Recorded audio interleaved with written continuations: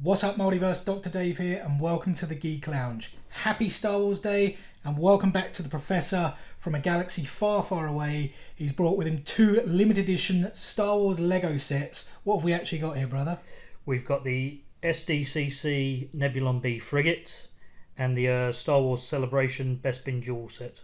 Okay, and which one do you want to do first? We're going to look at the Bespin Duel set first. Let's get to it.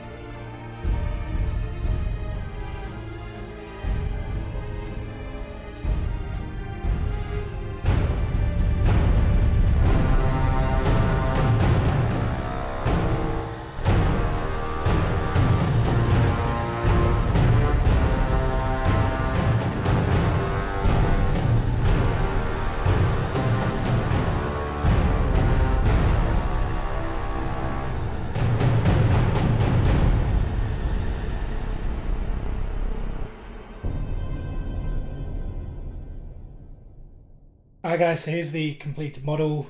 They're not the biggest models, I guess, these. No, these are just nice, kind of quick, well I say quick, but fun builds. Nice little display pieces. All the convention exclusive ones are all always nice to have. Like they're limited to a certain number of pieces, I guess. In this case, there's nothing on the box that states how many were made. Yeah, so I've got the box here. Just show it out for you guys there. So this was 18 plus, and you were telling me something about most of these are adult sets now. Well, it's just the new branding that Lego seem to have gone with the new sets. A lot of the helmet sets that they brought out, and some of the higher end UCS sets. 18 plus. 75294. That's just the that's code just of the set. Yeah. That's the right way to put it. 295 pieces, so as I said, not very big. And it is, of course, the most. Is it the most? Probably the most iconic scene in Star Wars history. One of the most iconic scenes in probably cinematic history, to be honest. Yeah, for sure. Spoiler alert: if you haven't happened to have seen Empire Strikes Back, maybe skip to this point here in the video. And that, of course, is the Bespin Duel where Darth Vader tells Luke he is his father. I also just kind of saw this here. That's just harsh, dude. It's just a full reenactment. So. There he is, hanging on the side. I suppose the lightsaber would actually be somewhere kind of all the way down here. At the bottom of Cloud City. Or is it, like, past the clouds? No, I think they're kind of inside the city. Ducks somewhere or something. But anyway, how was the build? I think it was somewhere around 35 to 45 minutes. Yeah, I wasn't really rushing anything. Just even with these small builds, I just like to kind of lay out all the pieces, which probably takes half the time as much as building it does.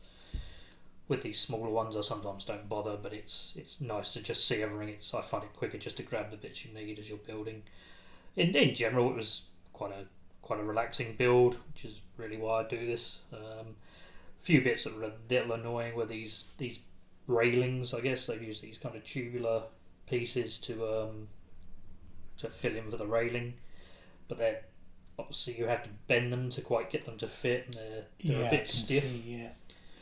it would have been maybe a little better if they'd used some of the other materials they have that are a bit more pliable in Lego to recreate the same thing. But maybe they're not available in grey, so they had to use these parts. I'm not entirely sure. I'll probably still keep bending them out to try and get it to the style. But overall, I like the set. It's a nice display piece, as you say. Yeah, I mean, if I have a look here on the box, obviously it's got, again, I'll show you guys at the back of the box there, it's got a shot from the scene in it. I mean, it looks fairly accurate. Yeah, for what you can do in Lego. Yeah, authentic was the word I was looking for. Yeah, so I think it's a very fair representation of. Even the I'm seeing here the red lines around this tower. Or, I don't even know what this thing is really. Do you know what these are? No, actually, on the Cloud City stuff, I'm actually not entirely sure what they are. Look that up and pop something just down here if we actually know what these happen to be. But yeah, it was all part of the 40th anniversary of Empire Strikes Back last year. And did you say this was this earmarked or something for the celebration? Yeah, for May 4th, was it? Or well, no, just for the Star Wars convention celebration in 2020. Would have been in Anaheim, California. But yeah, obviously because of what's going on in the world, that didn't happen. Still going on. Yeah. So they still released the sets. I can't exactly remember how this was released. I can't remember if it was a Target exclusive in the States. I had to order the set from the States because we don't often get exclusives over here in the UK for a lot of things. Did we get this at all that you know? Not that I'm aware of. No, I think anybody who bought it had to buy it from overseas, which I actually got it pretty early. As soon as it kind of went on sale, I managed to get hold of one, so it's quite good. It's been sitting in my collection for a good few months now. What about the minifigures? Are they any different, unique, or anything like that? The Vader one seems quite detailed actually for a set. It's actually got quite detailed arm printing. The suit printing is kind of done all the way through to the kind of torso, through the belt to the legs. So it's an extremely detailed figure. I'd have to double check, but yeah, I'm not sure if it is a remake of a previous figure. Maybe there's subtle differences between them all, but it's also got one of the original kind of quite starchy thin capes and the dual kind of head helmet mould. But the I think the Luke figure has also been available in, I think it's the same in the Cloud City set. So as cool as this is, guys, it can be made even cooler with something else we've got. So cue Star Wars wipe. So how cool is that? But what have we actually got here? So this is a display case by Wicked Brick. They make display solutions for Lego, maybe a few other themes now, but I think typically it's been Lego, and I think Lego Star Wars is one of their biggest themes they do. So yeah, it comes with a pretty cool plaque, and obviously you can get it with a printed background or a clear background, but generally they're pretty cool. I mean, any collector's going to know that the worst thing for your collection is dust. So having things encased and nice and easy to give them a quick wipe over is ideal, and these guys make some really good cases. They're sort of really durable. They just clip together easily. They've got a couple of joining points for the bigger sets, so you can just screw them in, but they're easy to just kind of lift up and unclip. But yeah, overall it's a very good addition to any set, I think. And we'll put a link in the description for Wicked Brick. We're not affiliated with them, no, but they make some really cool stuff, so check them out. I was just looking at that plaque as well. I think is that the piece count and the piece set number, yeah. And it's got like kind of a cool, what do you call it? It's not engraved, is it? What's the word there? Kind of, I don't know. I'll probably think of the word after. We'll pop it down there. But it's got a shot of them having their jewel there.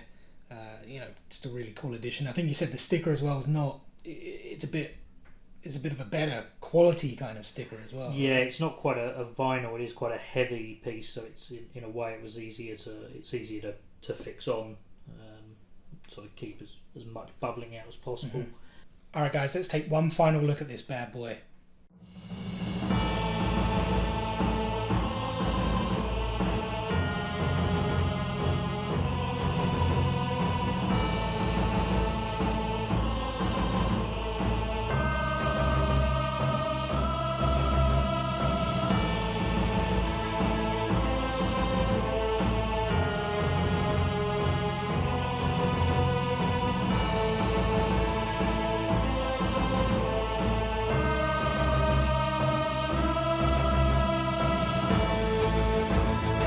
There you have it guys, I hope you enjoyed this. If so, make sure you give us a like, drop some comments below, make sure you hit that subscribe button appearing now, check out some of our other content over on your left, and we hope to see you guys in part 2 of the Star Wars celebration here at the Geek Lounge.